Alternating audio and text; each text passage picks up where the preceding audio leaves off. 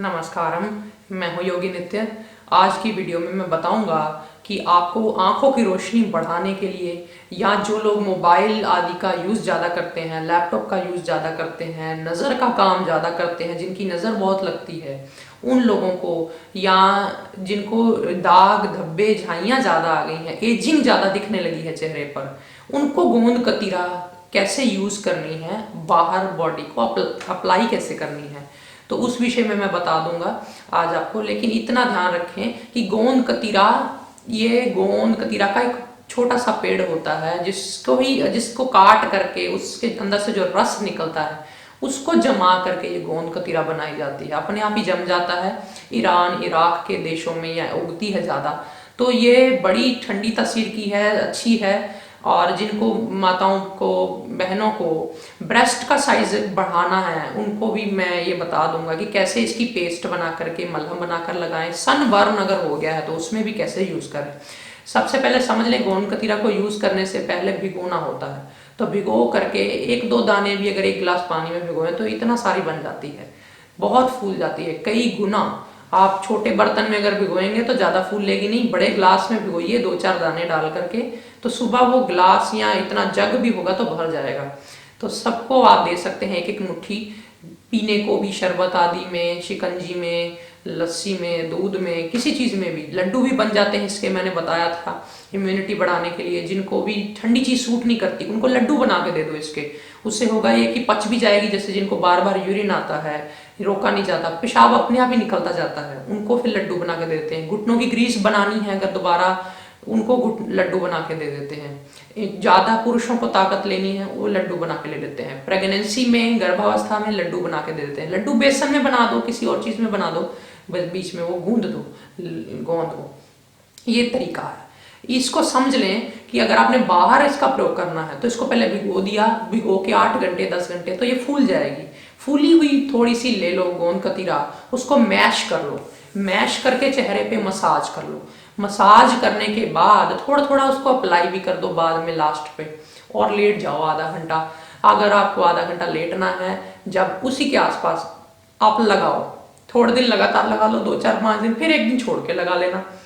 इतना करने से ही जिनको ज़्यादा एजिंग दिखाई दे रही, चेहरे पे झुर्रियाँ पड़ रही हैं, वो एजिंग में बहुत आराम करेगा। मेरे को कुछ समय पहले बहुत काम मैंने किया लैपटॉप पे, कंप्यूटर पे, 8 8 10 10 घंटे, कई बार 12 12 घंटे। उस वजह से भी मेरी आंखों में बहुत थकान रही और नींद भी नहीं ले पा रहा मैं बहुत महीनों से। तो उस वजह से भी मेरी आंखों में बहुत घुटन खींचन सी रहने लगी। तो मैं भी इसको यूज़ कर रहा हूँ आंखों पे, तो बहुत आराम है। कैसे यूज़ करना होता है इसको, वही मलहम बना लो, पेस्ट बना लो इसकी भिगोई हुई जो गोंद कतीरा को, और आंखों पे थोड़ी देर मालिश कर लो जैसे आप चेहरे पे करते हो। तो आंखों पे फिर रख भी दो थोड़ी थोड़ी, तो रख के आप लेट जाओ। उतने में ही आपकी आंखों की गर्मी खींच लेगा और आंखों को तर कर देगा, ठंडा कर देगा, शीतल कर देगा। जिनके आंसू सूख गए हैं, जिनकी आंखें ड्राई पड़ गई हैं, उनको ये फायदा करेगा। जिनकी आंखों के आगे गर्मी की वजह से धुंधला दिखाई देता है या गर्मी की वजह से नसें पीछे से सिकुड़ गई हैं, तो वो हफ्ते में 4 5 बार इसको कर लिया करें, सारी गर्मियां करें। देखें आपको आंखों की रोशनी भी बढ़ेगी, आंखों में तरावट आएगी, आंखों की रोशनी चमक बढ़ेगी ये करने से। इसके अलावा पेस्ट आंखों पे लगा ली, चेहरे पे लगा ली। जिनको ब्रेस्ट का साइज बढ़ाना है, इसको खाने के लड्डू बना के खा लो, या दूध ले लो, दूध में ठंडे दूध में ले लो, मैंगो शेक में ले लो। इसके अलावा इसी भिगोई हुई गोंद कतीरा को अगर मालिश की जाए स्तनों पर, तो मालिश करके घंटा छोड़ दो, उसके बाद नहा लो। ये सुबह कर लिया करें, हफ्ते में 3 4 5 बार, या रोज करना तो रोज कर लो, मालिश की कोई प्रॉब्लम नहीं है। तो उससे भी स्तनों के आकार में फर्क पड़ेगा। बहुत अच्छा रिजल्ट है, लेकिन थोड़ा सब्र भी रखना पड़ता है, खाने में भी इसको यूज करना पड़ेगा, तभी लाभ करेगी। मैंने पिछली वीडियो में बताया था कैसे सॉस बनाते वक्त, चटनी बनाते वक्त, सब्जी सूप बनाते वक्त कॉर्नफ्लोर ना डाल करके कैसे आप गोंद कतीरा अगर आप डालते हैं तो वो सब्जियां, आपका सूप गाढ़ा भी हो जाएगा और वो नुकसान भी नहीं करेगा। पूरी फैमिली यूज कर सकती है। जिनको वजन बहुत ज्यादा बढ़ाना है वो इसको ज्यादा मात्रा में सब्जियों आदि सूप में डाल लें। जिनको वजन मेंटेन रखना है वो किसी किसी चीज में डाल लें, जरूरी चीज में, तो बड़ा अच्छा काम कर जाएगी ये। अपनी अपनी जरूरत है, किसी को शौक होता है वजन बढ़ाने का, किसी को नहीं भी होता है। तो जिसको शौक है वो कर ले, जिसको नहीं शौक है तो ना करे।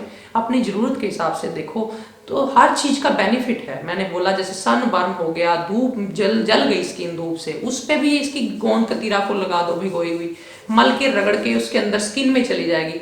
थोड़ी देर बाद, घंटे 2 घंटे बाद धो लो, घंटे बाद धो लो तो सूख जाती है पपड़ी की तरह। जब सूख जाए ज्यादा तो फिर धो दो। तो इतने में भी जो जली हुई स्किन को रोज लगाएंगे, या जलन करती है जिनकी स्किन काली पड़ रही है, ऐसे लगता है जैसे कुछ किसी ने जला दिया हो स्किन को, तो वो धूप से ही जल जाती है कई लोगों की, उसमें भी आराम करेगा, निशान भी चले जाएंगे। लेकिन ये ध्यान रखना है कि जिनको जुकाम है, नजला है, कफ है, उनको ज्यादा नहीं अप्लाई करनी सिर चेहरे पे या फेस पे। जिनको गर्मी है शरीर में वाकई में और नजला कफ नहीं है, उनको अप्लाई करनी चाहिए। थकावट हो गई मोबाइल आदि से तो घर आके आप शाम को कर सकते हैं, बहुत देर रात को ना करें। अगर करेंगे तो फिर 10-15 मिनट 20 मिनट से ज्यादा ना लगाएं, ताकि फिर ठंडक होती है ना इसमें, तो कई बार ठंडक ज्यादा चढ़ जाए तो फिर जुकाम लग सकता है।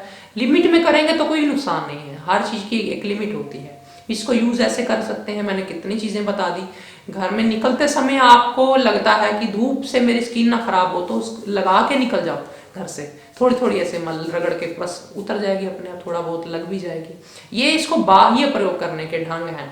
अपना कोई भी तेल बना करके उसमें मिक्स कर सकते हैं। जिनको ग्रीस खत्म हो गई है तो उसमें तेल बनाते समय थोड़े दाने इसके डाल देते हैं, कोई भी उबालते समय, तो उससे जब तेल की मालिश होती है उससे ग्रीस बनती है।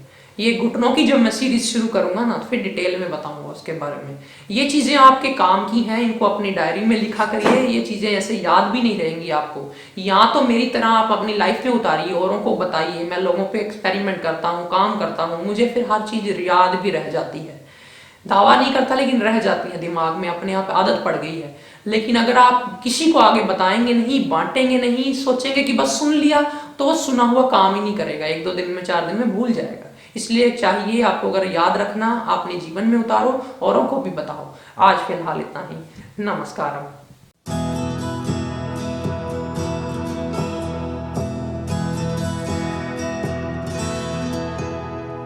La la